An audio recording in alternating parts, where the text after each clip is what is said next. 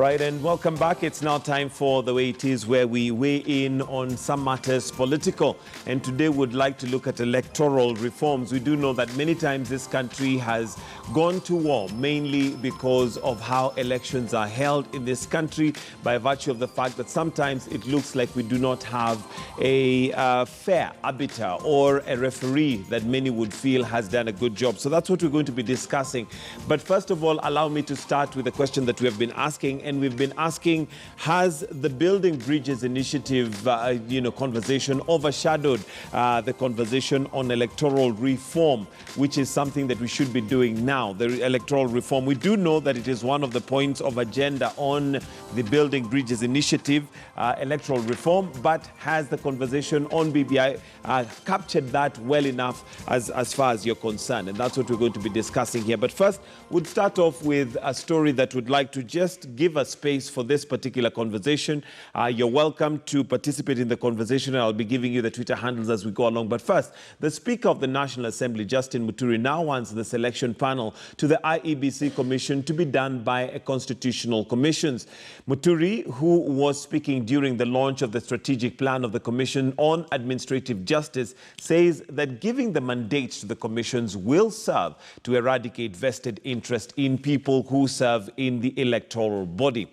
Judah Ben-Har tells us more. Political players have been split on whether to replace all the IEBC commissioners or just fill the vacant position occasioned by resignation of Roslyn Akombe, Beatrice Mochanya, Paul Kurgat and Connie Maina. Applause, let us all stand, ladies and gentlemen. In a move that suggested disparity in opinion with the already passed IEBC Bill of 2019, Speaker Justin Muturi opines that only constitutional bodies should take up the mandate for selecting the IEBC commissioners for accountability purposes. The bill has endorsed replacing of the IEBC commissioners who resigned as opposed to replacing the entire commission. If it is a public appointment, let it be done by a legally constituted body like the Public Service Commission, because we can then be able to hold them to account. When you say you're setting up a panel, alafu narokota watu huko, naweka huyu, naweka ule mwingine, sasa wakimaliza ile wataleta, just like that's why we go wrong even with the IEBC, by the way.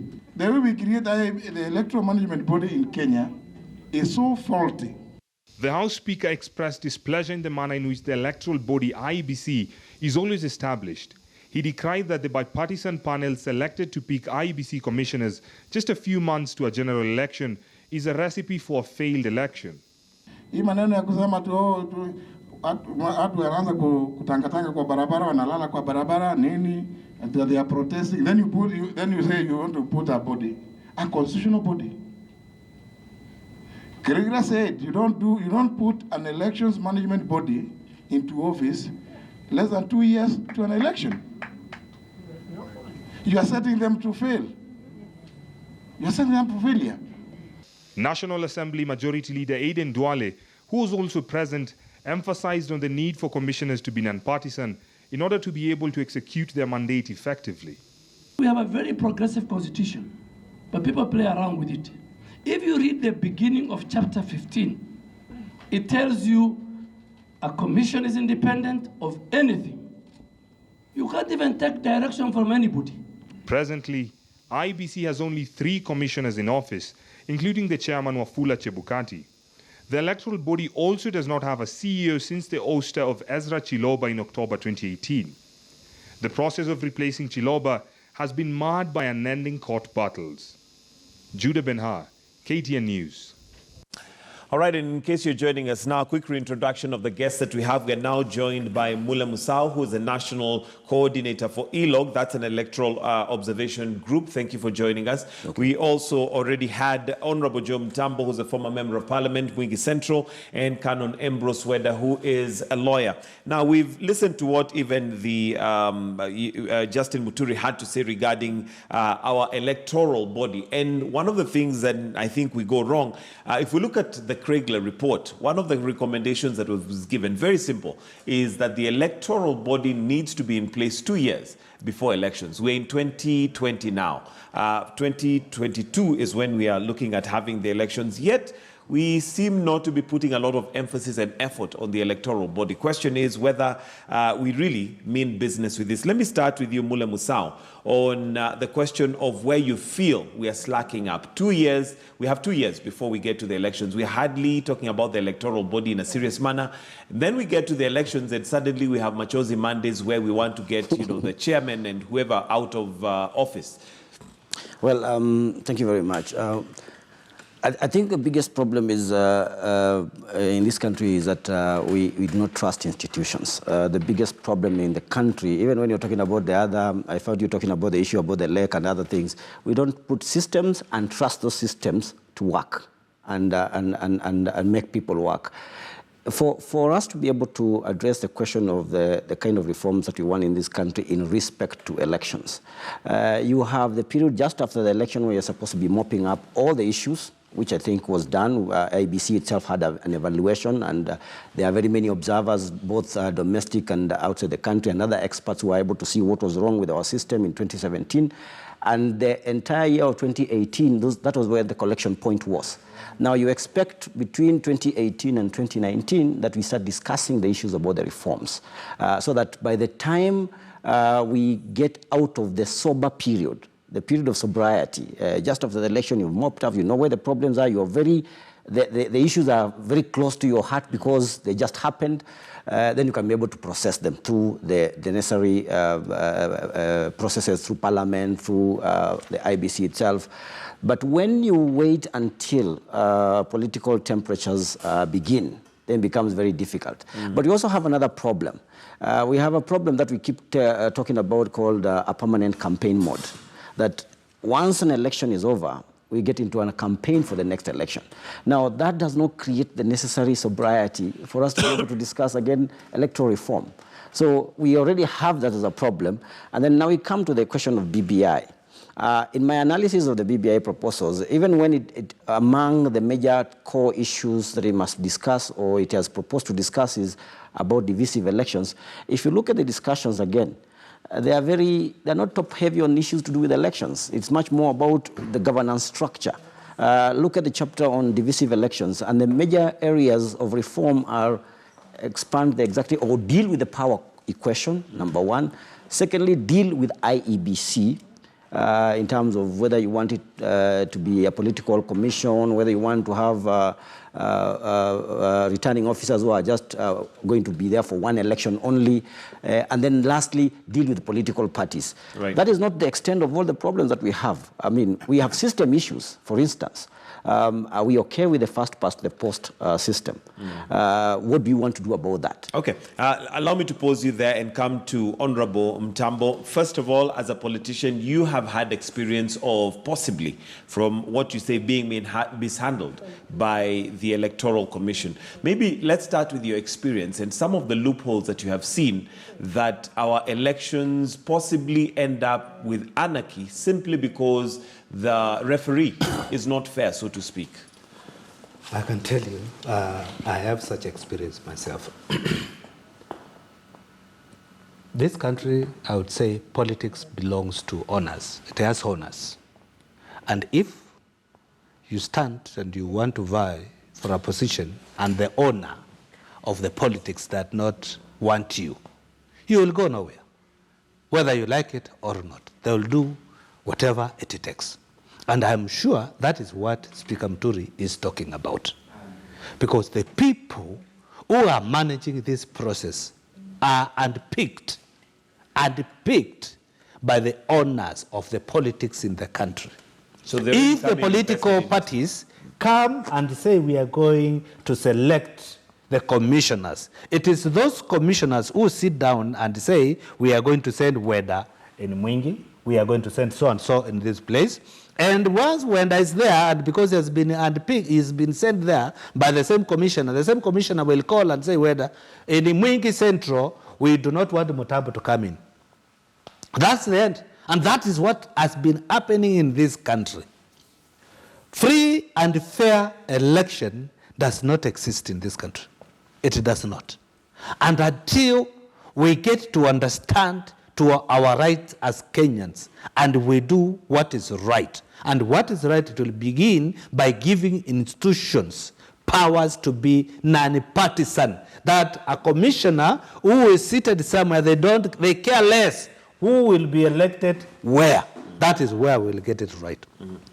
But as it is now, I'll tell you the experience Kenyans and politicians are going through. If you don't toe the line, if you don't toe the line of this kingpin of this area, you are out. So do you agree with the gentleman Mule who says that we do not trust our institutions? Because the IEBC, just that name, independent, electoral bound, the IEBC is supposed to be independent. But from what you're saying, it is not that independent. It is not. I can tell you it is not. If it was independent, it could have been picked by a partisan institution. But once there is some interest on picking the commissioners of this commission, how independent will it be if the selection has some biasness in it? How independent will it be? I was put there by WEDA, so I have to pay, my loyalty will be to WEDA. Right. My loyalty will be to the party which brought me here. But and any decision I'll make will be based on the interest of the party which brought me in. So is the issue the way we select our commissioners, or is the issue the fact that we cannot trust even the institution itself? Because for one reason or the other, we seem not to follow the law. Laws are not followed in this country. They are there, but they are not followed. So even if we change the selection, and what I'm trying to get to is where the problem is, because then if the question is the selection process, do we change the selection process? Because one of the things that you realize, majority of the times we've come against IEBC, it has been change the commissioners, change the chairman, change the CEO, but that the institution itself should be one that can run on its own. It should be independent. The institution by law is supposed to be independent, non-partisan. But you cannot be non-partisan if you are brought there by parties. By parties. You cannot be non-partisan if you've been promoted by parties. All right, well, let me bring in whether JLAC had a proposal of how this should be done, and they had proposed that you'd have, an 11 commissioners selected from different areas. Some of them from the religious sector, others nominated by the Parliamentary Service Commission, others by Public Service Commission. Do you feel that the issue we have is one of how they're selected, or is the institution itself one that we cannot trust by virtue of the fact that Kenya has proved over time again that we cannot follow laws? Personally, I don't see any problem with the selection panel at all. Even what Justin Muturi is suggesting is to have more control. PAC is controlled by government. And it is not the selection panel, it is the individual. The individual you select. Some of the good things people have done, there have been people in this country. If you select whether today to conduct elections in 2022, but you select me in 2021, June, you ask me where Mwingi Central is, I'll tell you it is in Ukambani. There must be time. If curricula said 2 years, 2 years the commission is in place setting up things for elections in 2022. Better still 5 years. What we do with the election team, we always disband them so that when they are in there as flower girls or flower men. They are not able to discharge the job so that the work is done by the returning officer that they don't even know their names. I'm telling you, by the time Chebukati was in office, if you asked him, who is the returning officer in Mwingi Central? He had no idea. Is he a lady or a man? I will check. Why? Because there was no time. He did not organize. Yet elections is about organizing a process. So if we want free and fair elections, we first and foremost select people in an open, transparent manner, give them time, about 3 years, to put in systems, to procure systems, to do the registers, and everybody to see and say, here, we are now set. For now, we are going for elections 2022. We want to do a referendum. There are only 3 commissioners. There is no CEO. In other words, there are no systems. They're just people who come up to address the TV and the cameramen and so on. Then when they finish, we tell them do elections. Now you give them a massive election where you are going to share state power in 1 year. Surely they'll be confused. But they'll not admit we are confused. They'll come and say we are in charge. But if you ask them, are the kids working? You say, we know they are working. You told, but we are told the whole of Northeast and the kids have not reached. You say, we are trying to reach. Confusion. So question, yes. How do we resolve that? Because then if the issue is individuals, we've hounded out enough individuals at the electoral body. Immediately the other commission has resigned. We should have actually set in motion a mechanism to replace them. Even if we have problem with the chairman or others, you deal with people individually. You say, okay, these ones are okay, so and so we don't want you out. But this thing of you throw the baby and the bath water by the very people that want free and fair elections. Last elections, I remember when the Raila's team were going into the streets, I told them, it is too late. You throw out these people, you bring in new people, you'll never know what hit you. Anybody who wants free and fair elections today should have said, even before we talk about amending the constitution, let us put the institution timam properly. Then we will have proper things. But for now, even now, it is late. The people will be put in will have no idea where Aguasi is, where Seme constituency is, and therefore they'll just be presiding the way a priest would preside over a wedding. Over a couple, he doesn't know. So whether they are ladies or not, he decides by what they are wearing. So you can say this one looks like a lady, this one looks like a man. But the details, they have no idea. They have no idea. I'll come to you, Mheshimiwa. My take on what will cure this country is technology. We move away from man-managed election. But we've realized that technology can also... No. We have servers that are in France that could not be let me tell you. Let me tell you. There is a technology which is used worldwide. We have we are just talking about one, Russia or America. We have so many other countries in this world which conduct their election using technology, and they succeed very well. Take it from me. Once we introduce voting using technology in this country, like what we wanted to do, okay, and I'm sure that is what ODM was agitating to. They wanted to use biometric. There is no way once we use biometric effectively in the right way, managed by the right people, you can rig election in any manner whatsoever. There isn't. Because there will be no dead voters, there will be no absentee voters, they will not be there. Because if you are using a biometric, it is a biometric. So what we need to embark on and to invest more is we need to move from manual voting to electoral to technology. Don't you agree that the system is as strong as the people running it? Because if you take an example of the system that they've put, the financial system that we have in county governments right now, it's meant to be foolproof, but we have seen it has been manipulated many times because of the individuals that run it. Let me tell you, when it comes to voting, it's totally different by what is from what is happening in our counties. It is what people are feeding. This time around, when I say we go to technology, it is the voters themselves who will feed the information, not anybody else anywhere. Today you have your gadget, you have your phone. The person you are calling, that phone will go direct to the person you are calling, not to any other person. And there's nobody who will manipulate your phone. Why are they not manipulating your phones? Why are we not asking ourselves those questions? These gadgets we are using today, why are you not receiving a call from Mutambu and it was where I was calling you? Why are they succeeding? Although it can be manipulated, but let me hear from Musau, your thoughts. First, I think what Weda said, the proposal that he gave was very good. That is exactly the way we are supposed to be going. If you want to manage elections in this country in a much more clear way, then we need to maintain the commission. We've changed the commission since 1982. We've changed it about 6 times. You know, you even have the one where you have selected using political parties. You have another one which is an expert model. We have another one which is, if you ask me, if you had Isaac Hassan still around with his team, I think they would have improved the system. And as Weda says, deal with the individuals. If Chebukati does something wrong, then deal with Chebukati.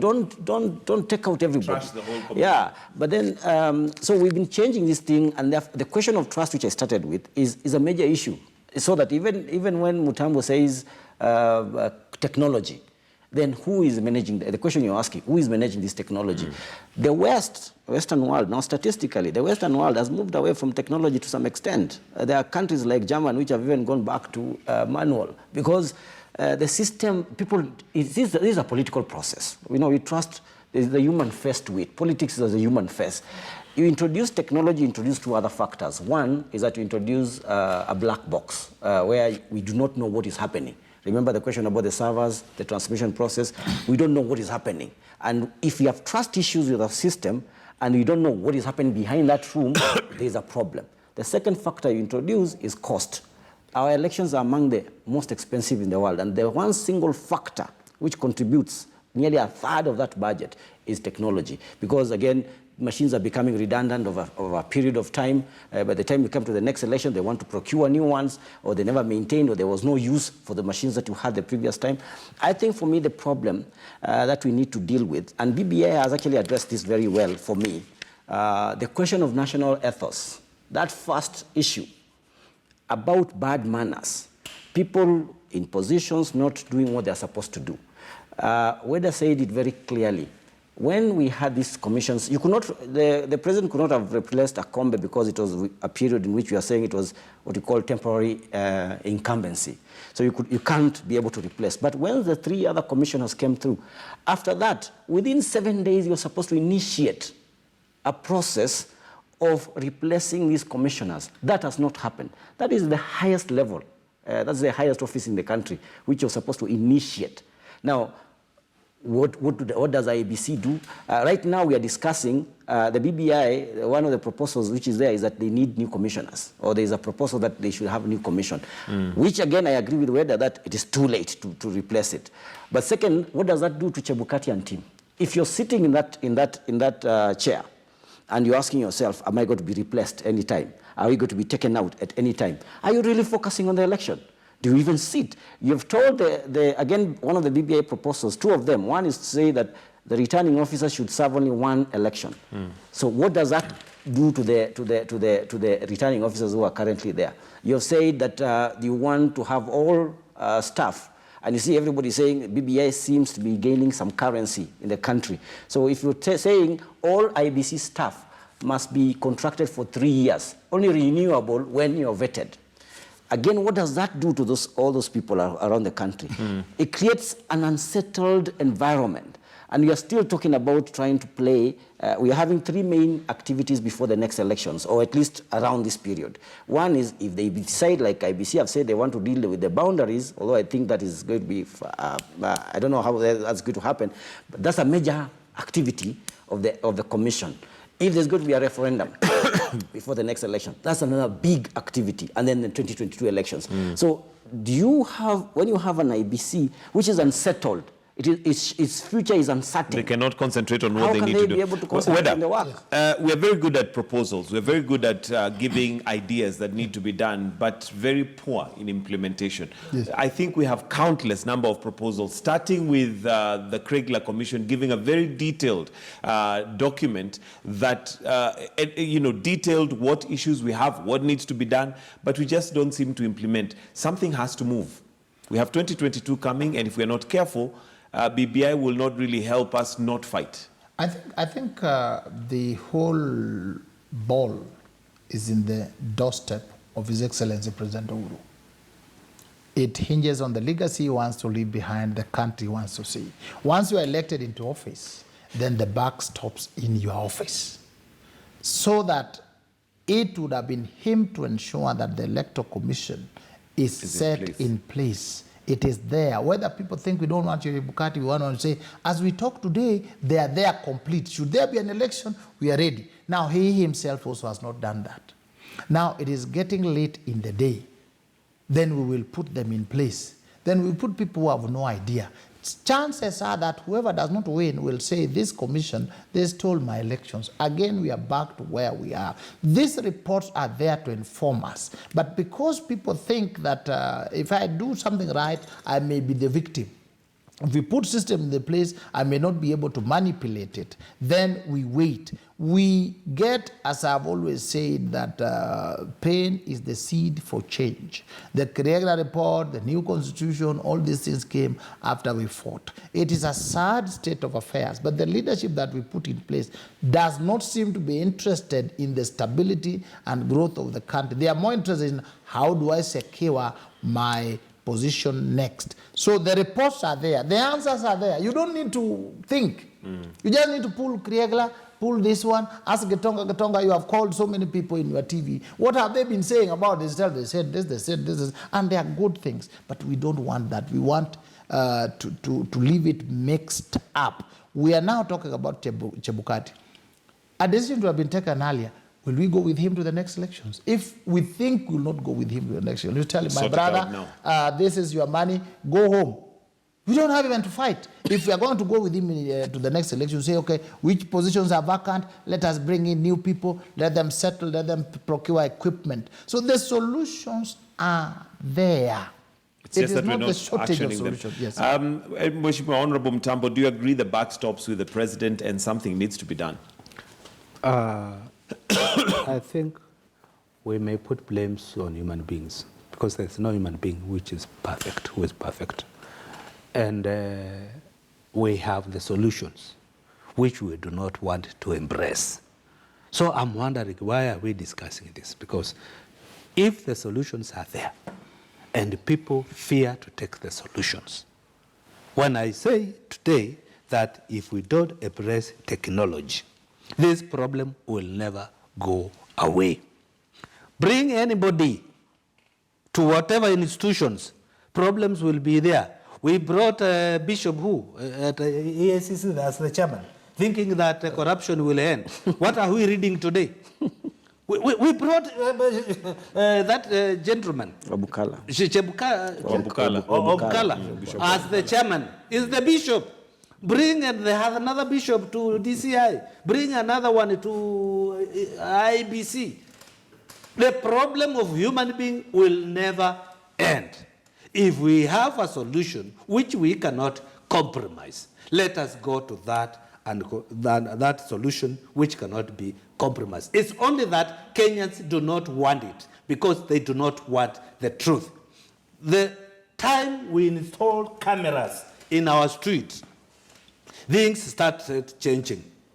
The time we installed cameras on ATM machines, things started changing. And I'm wondering, when we are saying, oh, these systems they can be compromised, it is on rare cases. I have never gone to an account, my account, and found 1 billion shillings.